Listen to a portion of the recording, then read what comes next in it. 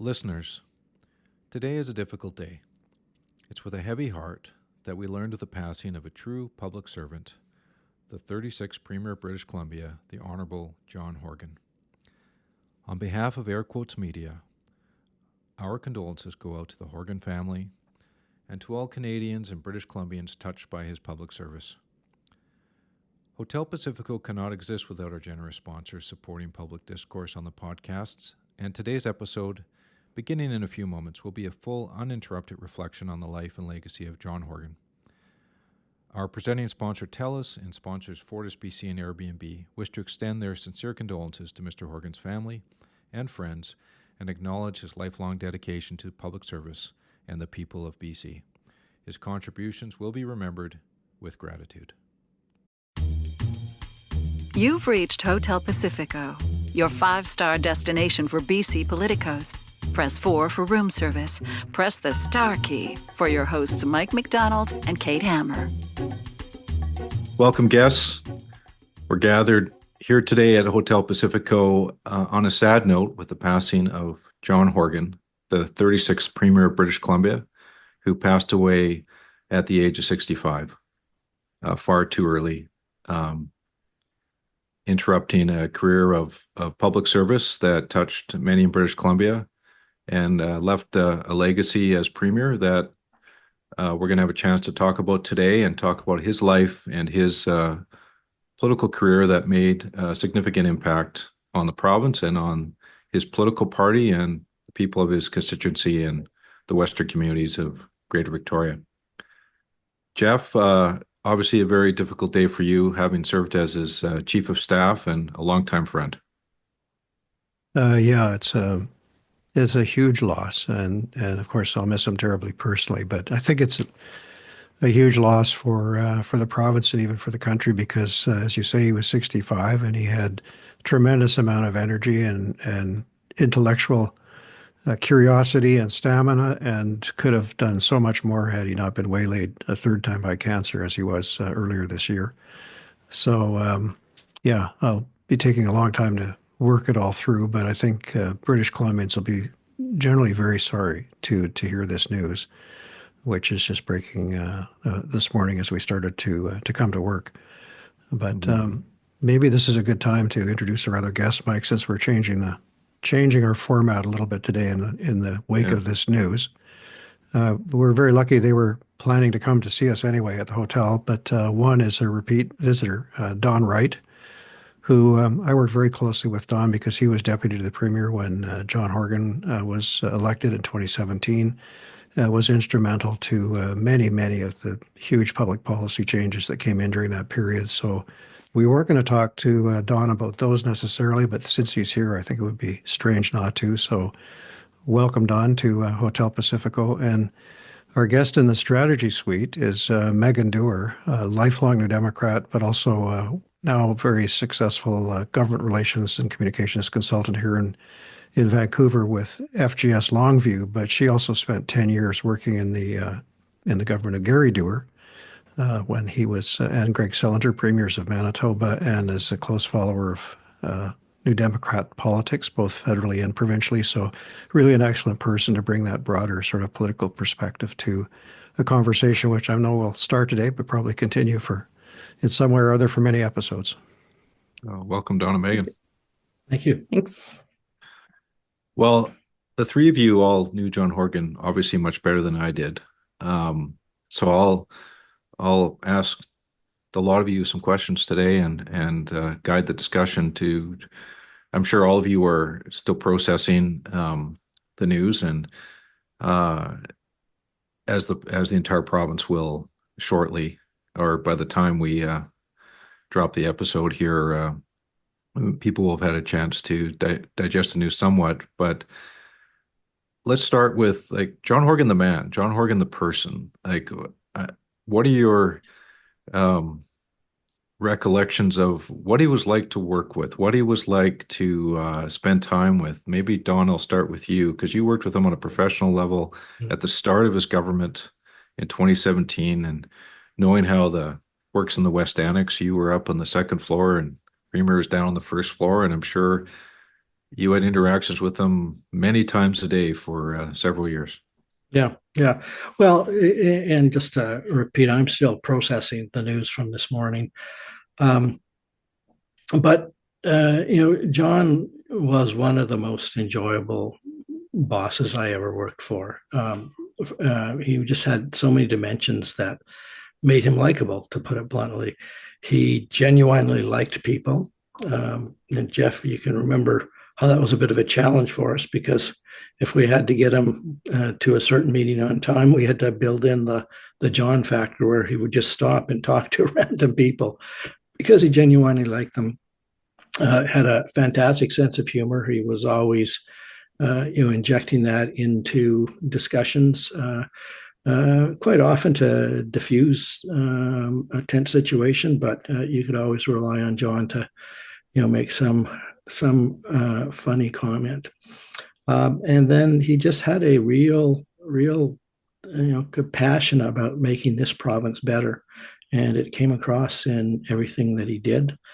And then the final thing is something that really meant a lot to me is he really did respect and love the public service.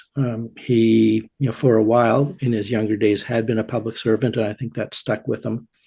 And he always valued the contribution that the public service made to moving the government forward. So that's just a quick, off the top of the head list of things that I remember about him. Megan, what was the sense of John Horgan within the NDP, kind of outside of government? How do people perceive him as a person? I think it would be a bit mixed sometimes. And I think it's because John always had quite a sense of self, a sense of his sort of, I think we sometimes say it's authenticity.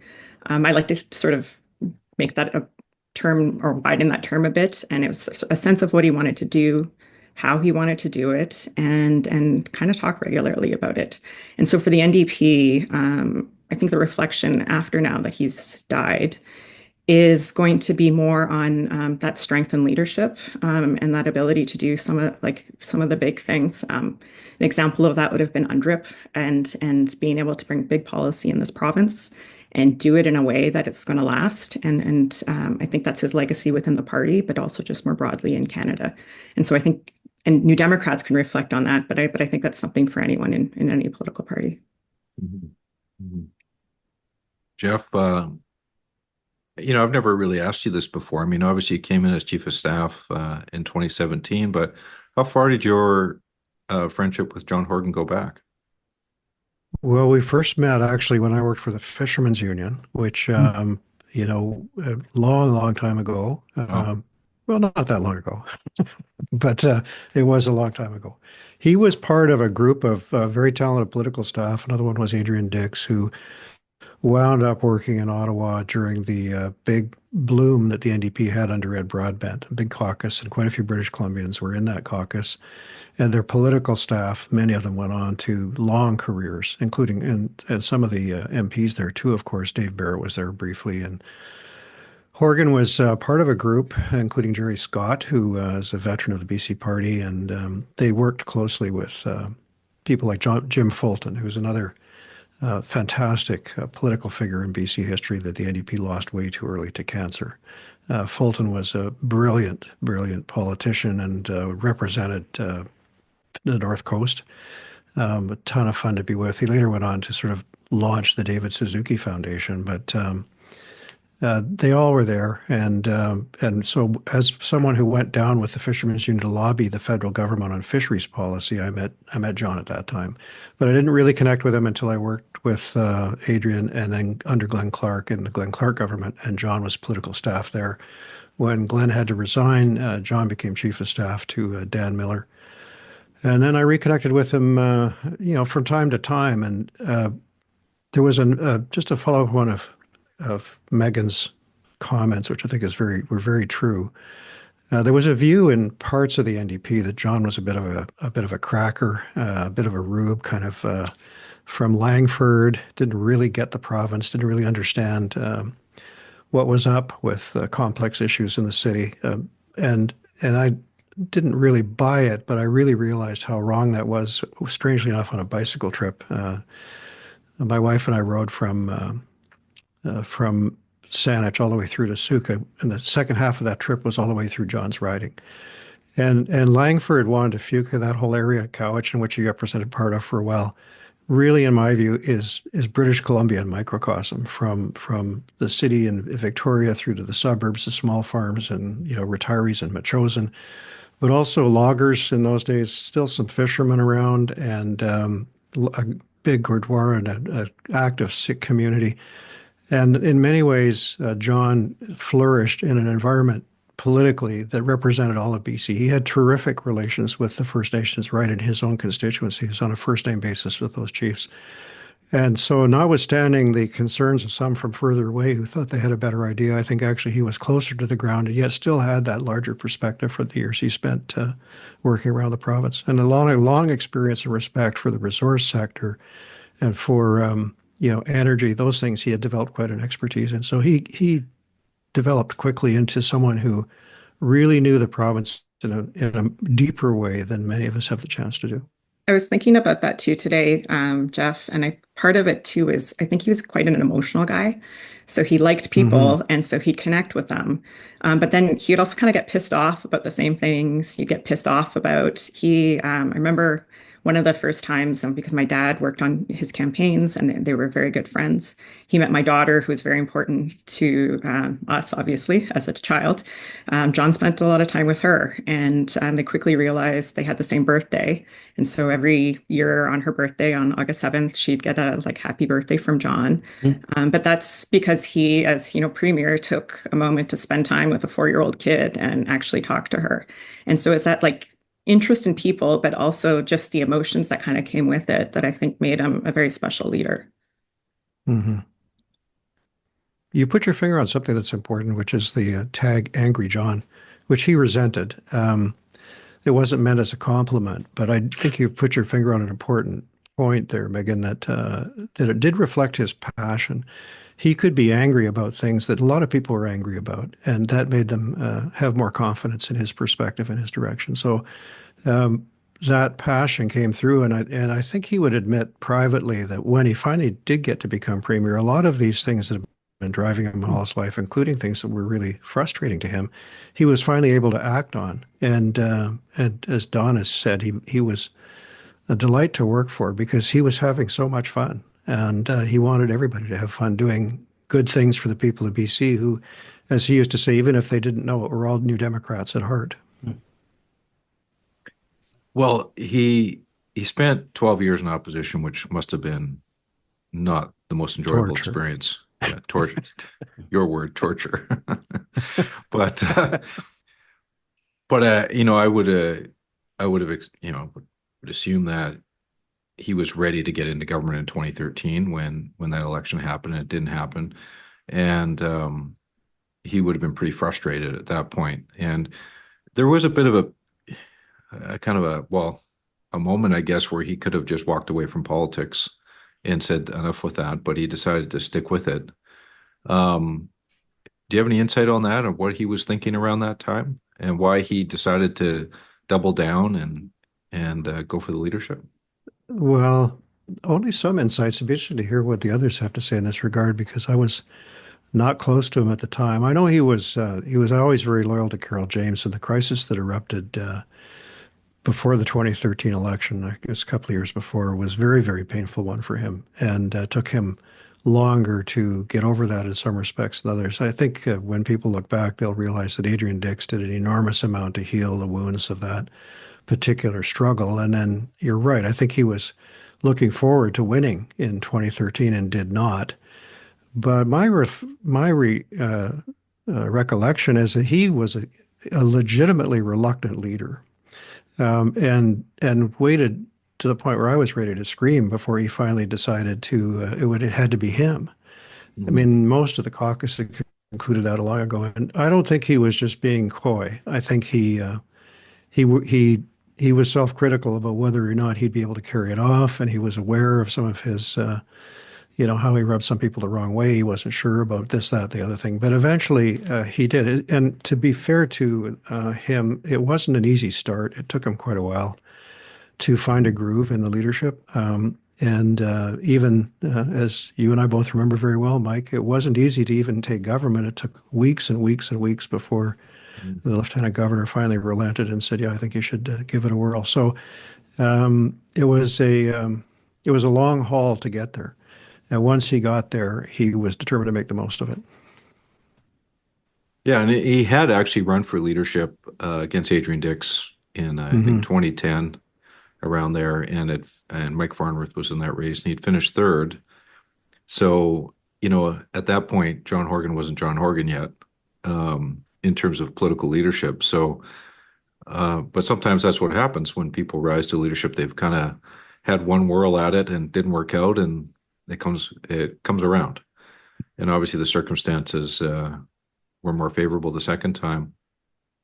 Just maybe looking into government now, and he spent just over 5 years as premier. Don, I'll look to you.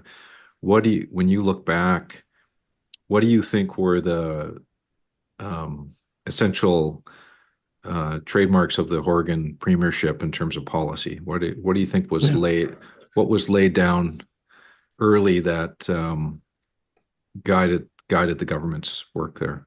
Sure. So before I do that, just Geoff mentioned Carol James, and I think one thing worth pointing out is the partnership between John and Carol was amazing. Thank you, Don. That's really important. The relationship between the premier and the finance minister is so key, and I've never seen a partnership that was as solid as that one. And I think that really was an important part of the success of his tenure.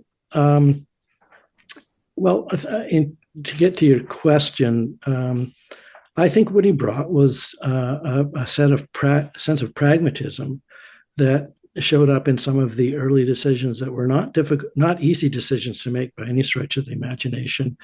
And Geoff, you'll remember these, of course. But the decision to go forward with Site C was a real tough decision for them, particularly given where they had been politically on this. But when they took a look at the situation, the money that had already been spent to date, and the long-term needs of the province, they decided that they would do the right thing, albeit the tough thing, and go forward with it. And I think that set a tone that this was a NDP government that understood the realities of government, was pro-economic development. And I think that was an important item early on. A year later, they had to grapple with a similar decision on LNG Canada again. And Geoff, you know how much shuttle diplomacy you had to do with cabinet members and other members of caucus to get the government okay with the decision to provide the basis for LNG Canada to go forward. Again, I think it sends a signal of pragmatism and an understanding of the need to generate economic activity and revenue for the government. So those would be a couple of the key early ones that stuck out in my mind. Well, as a head of government, as a guiding the cabinet, maybe I'll stick with you for a second, Don. You were, without telling any secrets that will get you thrown in jail, what was the style like around the cabinet table? Like, what was, because you over the years have sat in many cabinet meetings, and what did you take away in terms of how he decided to lead others? Yeah, so it is a little bit of an oversimplification, but I've often said there's two types of premiers. There's the chair of the board type, and then there's the CEO type. And John would be a chair of the board type.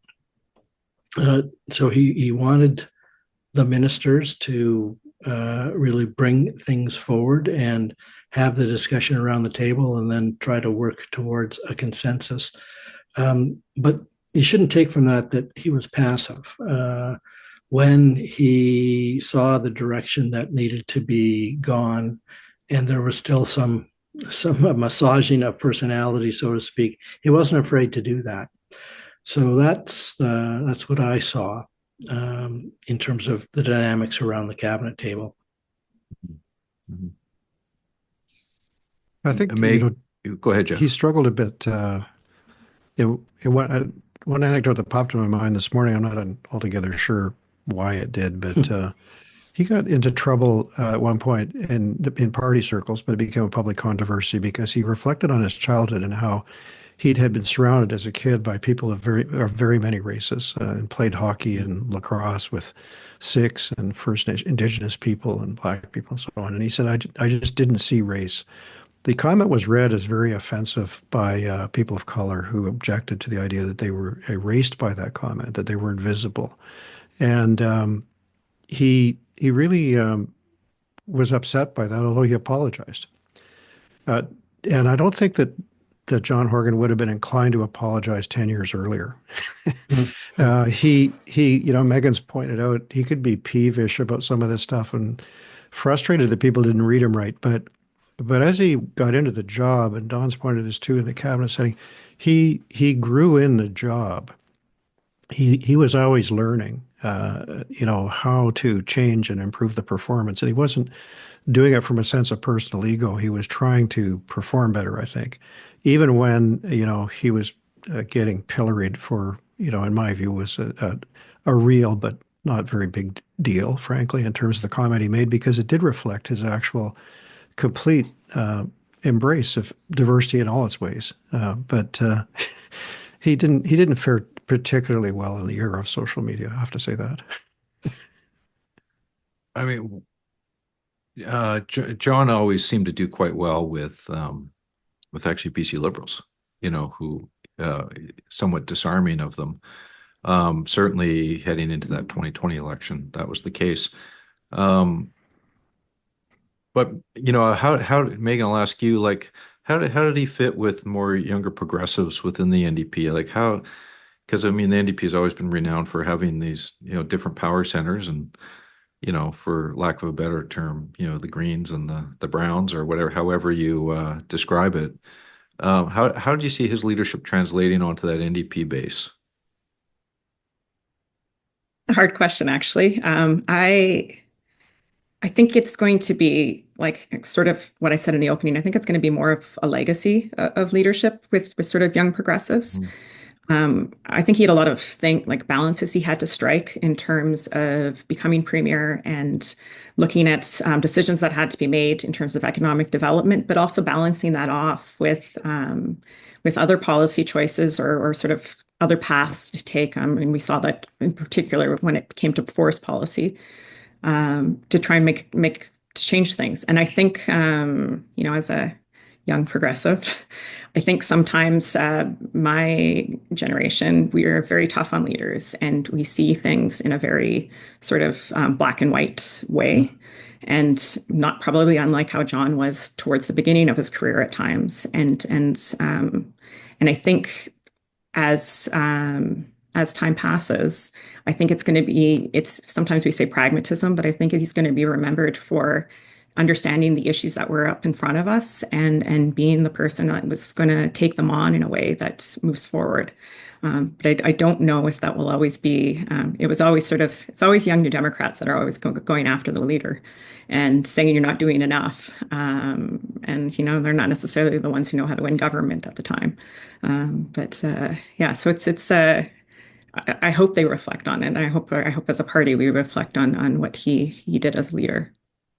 As a leader, when you have dissent within your party, sometimes there's different ways you can deal with it. You can get pissed off and get mad at everybody and get the retribution going, or welcome it and accept that that's healthy for a political party, and you got to kind of work with it and you do the work. Compromise. Yeah. Like you have to do the work in you're not going to have everybody come to a similar spot, but you have to do that work behind the scenes of trying to help activists understand where you're coming from, why you're doing what you're doing, and talking to people within the party. And that's the other part with John, was that he was very much a party person. He was not just a person that was here to become premier. He was a reluctant leader. And so it's that an understanding sort of the two sides that you're working for, and so part of it is your internal party dynamics that you have to deal with it, and part of it is British Columbians and connecting with them. What do you think the take would be on Horgan as a New Democrat in the national perspective among New Democrats generally? I mean, I was very close to it, but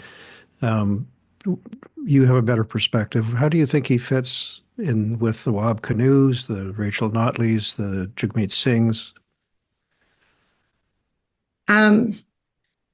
So I'm originally from Manitoba, and worked in that government, and I've often thought that there's sort of two parts of the NDP.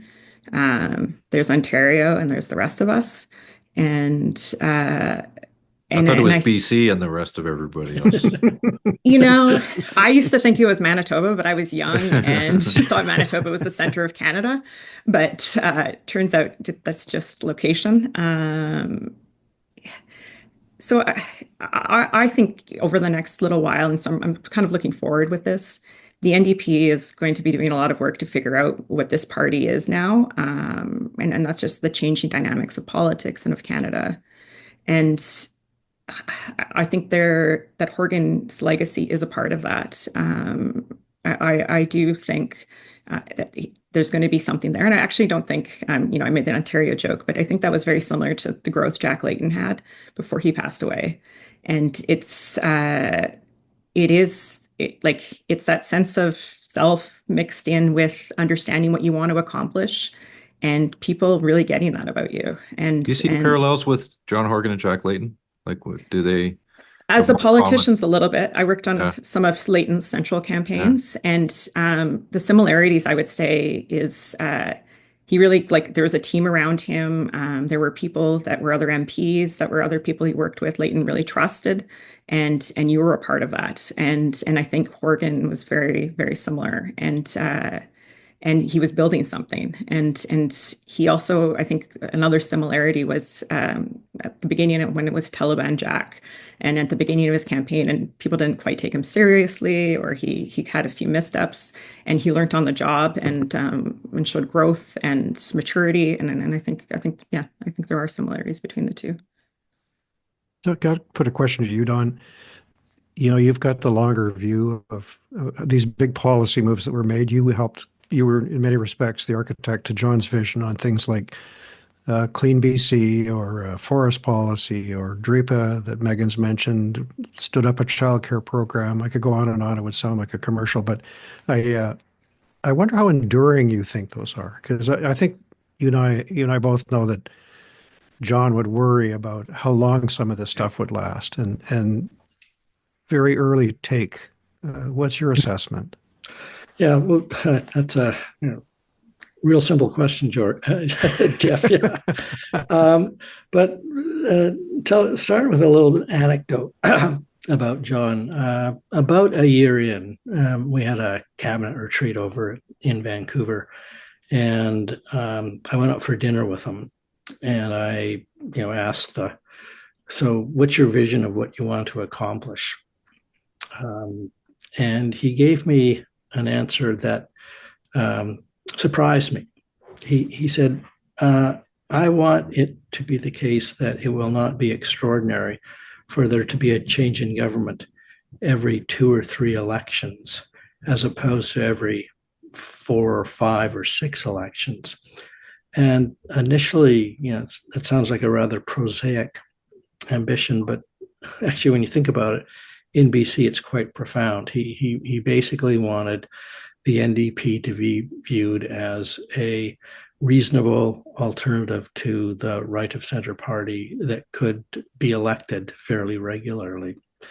And I think he made a lot of progress in that regard. I think the 20 election was significant. Now, there were some extraordinary features, but I think the willingness to and I keep coming back to the word pragmatic, sort of say, okay, where is the center of BC public opinion, and what is a defensible center-left position that you can take to win power? And in that sense, I think there is a real durability. And in terms of some of the big changes that were brought in, I think they will be durable. Like, we were talking about this morning, UNDRIP. If new government comes in, they may, bring in a new law that's a little bit different. But I can't see how any government fundamentally could, seriously walk away from the basic fault lines of what have been put in place with UNDRIP. On labor law, Harry was one of these people that kind of behind the scenes really did a lot in terms of changing labor law, and that was achieved without any major rioting in the streets or anything like that. There's some grumpiness from the business community on it, but again, I don't see that being reversed in any significant way. So I think his approach of coming at this from, let's figure out what the kind of severely normal British Columbians, to steal a word from a former premier of Alberta's, believe is right, and let's govern towards that. Well, in terms of moving away from the polarization, which you were mentioning a moment ago, when you formed or restructured the public service upon taking office in 2017, a lot of those deputy ministers who were there under the BC Liberals stayed. And was that something that was your decision, Don, that you wanted to see, and he backed you on that, or was he sending you the signal that he wanted to see that kind of continuity? Because in a lot of cases, when government comes in, they want a much greater sense of change than that. Yeah. So he essentially gave me the keys to the kingdom, if you will. He said, it's your job to manage the public service. So you make the calls. Now, I didn't do that stupidly. So I, made sure that the people we kept were likely to be aligned with the government's objectives. And I'll just put in a bit of a plug for the public service here. The public service is devoted to the success of whatever government is elected in the day. They are supposed to be nonpartisan, and they are, but it's important for them that the people elected by the people of BC are successful, and they'll do everything they can to make that happen. So a long answer. He gave me carte blanche, but I tried to pick a senior executive that would be consistent with their agenda being successful. I think another point too that's just important for especially that 2017 to 2020 time is that you're operating under an agreement with the Greens, something that everyone was worried, or in the business world, people were worried is going to happen again. But that's, a lot of change happened when you were in a sort of governing agreement with a party that had strong thoughts on certain issues and limited resources. And so you had to do a lot of sort of the front end work there before you could even do something within your caucus and then and through the legislature. And so that was not an easy governing situation at all. Yeah, that's a really good point, Megan. Can't forget about the CASA agreement. I'm trying to not talk in acronyms. Still got the scars of that. But that was obviously a hugely important moment for not just him, but for the NDP to get it done after 16 years of being in the wilderness, or the opposition, not necessarily the wilderness, to actually come to power. And, having been part of it with Christie, we certainly weren't of a mind to make it easy for them during that process. But Geoff, I know you weren't there yet as chief of staff until after the Green negotiations happened. But, obviously he had to have a lot of discipline to get Weaver over the finish line as part of that, because, frankly, BC Liberals had a pretty good, in my opinion, offer, or at least proposition to the Greens. We felt it was viable. Yet, John Horgan had to get Weaver out to a rugby game or do whatever he had to do to get it done. Like, what are your reflections on that and how he approached that? Well, I think that refers to what I mentioned earlier, or it reminds me of what I said earlier about growing in the job. You know, if as a very combative opposition leader, someone who had to go through the campaign, then to sit down with Andrew Weaver and work through stuff where Andrew Weaver clearly had a ton of expertise, particularly in the area of climate change, was a big job. And he put an enormous amount of energy into it. And it would be nonsense to say he enjoyed every minute of it. There was lots of conflict in that relationship. It was a constant negotiation, not just about process, but about content as well. And you know, the Site C issue that Don referred to, but especially the gas question, were very, very delicate issues. The gas issue, natural gas, was not in the platform because John Horgan had always said when he ran for leadership that he favored natural gas development. As someone who was on the outside, I realized that he was signaling not just to New Democrats, but in a big way to New Democrats, but also to the business community that he was prepared to do some things differently because the 2013 campaign had turned around the decision to repudiate the TMX pipeline at the time. So that was a big deal, and to be in a partnership with someone who was totally opposed to that and held your fate in his hands was difficult.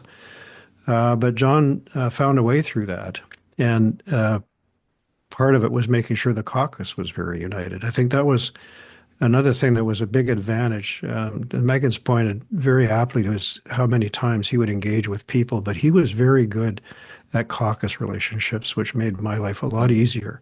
There wasn't anybody in caucus who hadn't bumped into John in the hallway and had a discussion about Star Trek or lacrosse or some obscure TV show that I never watched as a kid, but apparently he memorized. You know, I mean, so he had those personal relationships, and he was able to foster them even under, you know, quite difficult circumstances. One of the funny things that he remarked on quite a bit, which may have alarmed some people in the NDP world, was how much he hit it off with conservative premiers, Jason Kenney and Doug Ford, notably. He had good relationships with Justin Trudeau, but he got off on a very tough start with Justin Trudeau because he did everything he could to stop the TMX pipeline, to the point where, you know, the Trudeau Liberal government was furious and wound up having to buy the thing. So, you know, he was capable of having those difficult discussions with people like Justin Trudeau. But both Kenney and Ford said on a couple of occasions in my presence that they were very relieved that he was just running not running in their arena, because he would have defeated them, they thought, if he'd been running in Alberta or Ontario. And I think we forget about too, like this would go back to Weaver, but also those two premiers. Jock John, like the athlete in him, the guy who loves sports, really good at connecting with men of his vintage. And so often it was like the most popular guy in school, and he could go play darts or go do things, and you wanted to be in his presence. Just I can't resist when you talk about Jock John. It wasn't just men that he connected with. One of my favorite stories was he had a visit from the British Consul General, or High Commissioner, whatever they called her. And so this was a prim and proper British public servant. And somehow they got talking about cricket. And so he got his cricket bat out and ball, and they were pitching cricket in the Premier's office. And take out any windows, or took out no windows, but it was pretty amusing to watch. And this woman really said, well, this guy is pretty neat if he's willing to do this with me. So that's just who he was. So he also kept a lacrosse, well, what do you call it? Lacrosse stick. Okay. And I could tell he was working off tensions. If I could hear a regular thud against the wall, he kept a practice ball that wasn't the hard lacrosse ball, and he had very, very laser sharp aim. He would just keep throwing that ball against the wall in the Premier's office, or thud, thud, thud, as he worked on a problem. Bad news for some minister, probably, when something was being thudded. So when he formed his first cabinet, he had an interesting choice to make. Well, the decision to appoint Carol James as finance minister was probably very straightforward. It wasn't necessarily straightforward to make David Eby the attorney general because he had options. Most notably, Leonard Croak, probably, who had been the attorney general critic, I think, right before the election. And at that time, Eby was obviously had made a name for himself in the party, having defeated Christy Clark in 2013. Was a very effective critic. But was that decision to make him attorney general? What does that say about Horgan's leadership style? Because it wasn't necessarily the safe choice. What I do you don't think, think he Geoff? thought it was unsafe, but I thought he was determined to show a generational change in leadership as well as to demonstrate the diversity and breadth of strength in the newcomers. I don't think one of the things that was really clear to everybody who was involved in the 2017 experience was that it could have ended at any moment. So there's a fixed election date, but no one operated under that assumption. The prime directive was to protect the government and to protect the project and the agreement. But everybody knew that could come undone at any moment. And there were some very near calls, notably around LNG. And we had a real struggle, if I think you'll recall that, Don, to avoid providing an easy target for the Greens if they decided one morning to take out the LNG project. We didn't think that would be smart for anybody, but we didn't walk in their shoes. And so I think in that first cabinet, you saw a lot of people who he knew would be future leaders, and I think his choices were vindicated. Mm-hmm. Interesting. Just Geoff, going back to the LNG for one more round. One of the things that I thought was really quite imaginative was we needed to change some legislation. And sorry, the Greens made it clear they would not change or they would not vote in favor of it. And given the votes, that put the government in a real difficult problem. So what you did and others with some shuttle diplomacy is got the Liberals to be willing to vote for that particular provision. So again, creative use of the legislature to move things forward. Yeah. Megan, what with passing of John Horgan, what impact does this have on the NDP? Does it change anything in terms of the politics of where the NDP are going in the near term? Is this a moment of reflection for the NDP about just coming out of the recent election, which they scraped by, but there were some losses in certain areas and populist areas where John Horgan once did well in. Do you think there's a moment here where NDPers look inwards a little bit? I think there has to be. I just think that's sort of naturally what would happen, especially with John being a leader that everyone knew so well. I think we were already heading that way with the election results being so close and issues or having a popular electorate and British Columbians just being pretty unhappy with government in general, which is very similar to the rest of the world. But I do think there are going to be lessons that people because you just do naturally reflect that they're going to take from Horgan's time as premier and as leader, and I think it's going to be helpful. He did, like I said earlier, he had just a sense of getting how people felt about things and thinking that through as part of anything he was either doing but also saying. And I'm not sure he was as calculated as other politicians are, which is, I think, part of what made him connect so well with people. He had a unique brand as an NDPer. We've talked about some of those qualities, through in the last little bit here, but it's hard to imagine another John Horgan coming along in today's NDP. I mean, not to say there's not a diversity of different personalities and people, but I'm not sure I see many that are really of his brand. Am I reading that right, Megan, or do you think?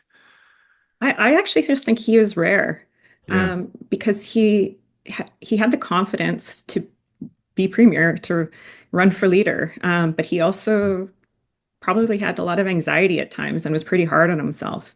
And I think that was just sort of a unique mix that made him special. And I don't think that happens a lot. I've been around a lot of politicians in my life, and that sort of self-reflection is, and that doesn't mean that he didn't have his moments where he would be unhappy with something and people would feel that, but it's the growth, I think, that happens both emotionally and intellectually as you spend time in the job that I think was unique to him. Don, he was a unique product, though, to second Megan's point. He was a unique product both of his personal upbringing and of the political world he inhabited. So those things really came through, brought up by a single mother, but also having experienced at a pulp mill, but also during his teenage years running into Bruce Hutchison, who, for those who probably don't know, was an eminent press gallery writer and so on, and would spend every weekend going out to his cabin and cutting wood. I mean, there's some unique and really extraordinary aspects of his upbringing that just perfectly suited him for the job, although he was never sure he was perfectly suited for it. Mm-hmm. Don, we touched on LNG, we touched on DRIPA and Site C, but are there any other legacy points from your time working with him that you think will stand out, stand the test of time? Yeah. Sorry. There's a lot, but I keep coming back to it. I think the biggest legacy is trying to normalize the NDP as a natural governing party. I think that is potentially his biggest legacy. Mm-hmm. Yeah. Well, I mean, by the time this term runs even 3 years, that will have been a decade in power, which is a pretty good run, and maybe even who knows what happens then too. Could go longer than that. Yeah. Well, this has been a great discussion, a great place to start. Which I think will be many tributes over the next week that are going to happen. As we've been recording this podcast today, news has broken of his passing. So, we started the podcast not knowing when that was going to be announced, and now we're ending the podcast knowing that all British Columbians are in on it now. So I'm sure the floodgates will open across the province from people of all partisan stripes and walks of life. So at this point, I think we'll continue in a Hotel Pacifico tradition, and we'll head to the minibar for a final toast. So I think we can all agree that we'd all like to raise a glass to John Horgan today on his legacy and his accomplishments as Premier and a leader and MLA, and for many who knew him, overall good guy. So should we do that? A toast to Let's do that. John Horgan. Here's to John Horgan. Can I raise one more glass? Absolutely. Yeah. Just over a year ago, I was diagnosed with cancer. So not to make this about me, but John got in touch and said, I could help you with your cancer, but it's breast cancer. I had a very different cancer experience. But if you'd like, I would get your partner and my wife Ellie in touch, because the harder part of all of this is being the person that cares and loves someone. And so I'd like to also raise a glass to Ellie for caring and loving John. Good job. And for giving her husband up to this province and to this country.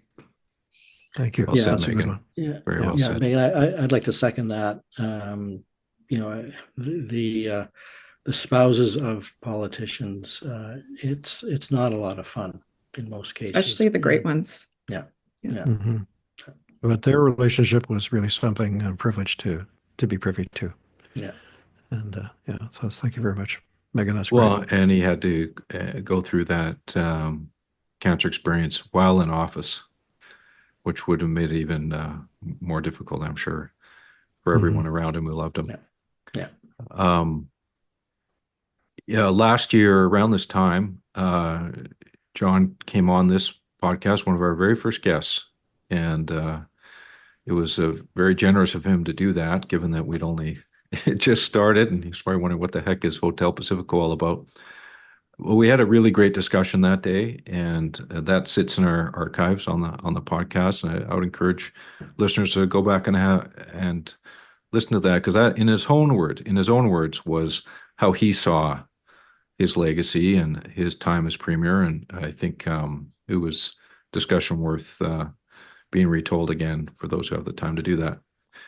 So thank you, Don. Thank you, Megan, and thank you, Geoff, for joining us in a very fresh.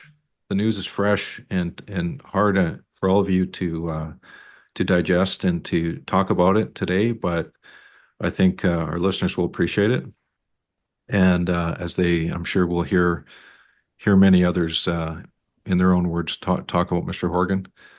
And I'd like to thank our presenting sponsor, TELUS, Fortis BC, and Airbnb for making this episode possible so that we could have these remembrances. See you next week, listeners. BC, you can never leave. Checkout time at Hotel Pacifico. We hope you enjoyed your stay.